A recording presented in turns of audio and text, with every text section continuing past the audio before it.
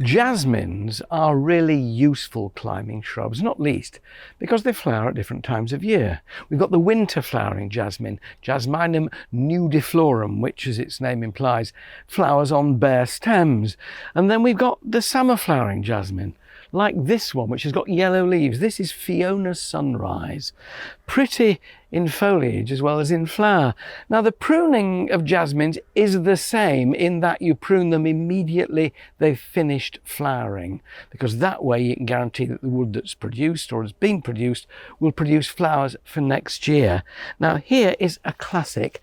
You want to be taking out anything which is dead, obviously. This one's rather tangled with a clematis, but this ancient old wood here has probably given you about as much flower as it's going to. But look back here. There's a wonderful new stem which will carry flowers next year.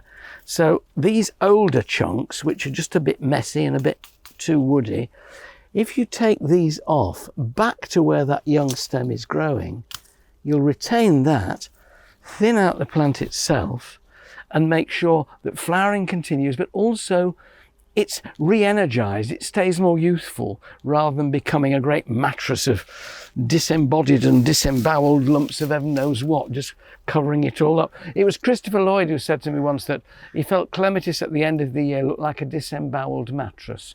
That would be like an old horsehair mattress, not a modern, you know what I mean. And then you end up with things like this.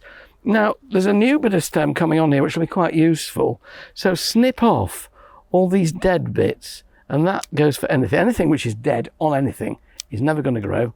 It's just going to mess it all up and make it look dead and tatty.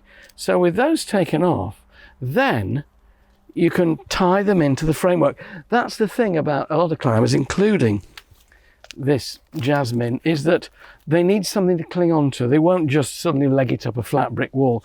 Here we've got trellis. So with nice green twine, soft twine rather than string, space these growths out on the trellis. Always do a twist at the back of it just to make sure it's not constricted, and tie it in to that.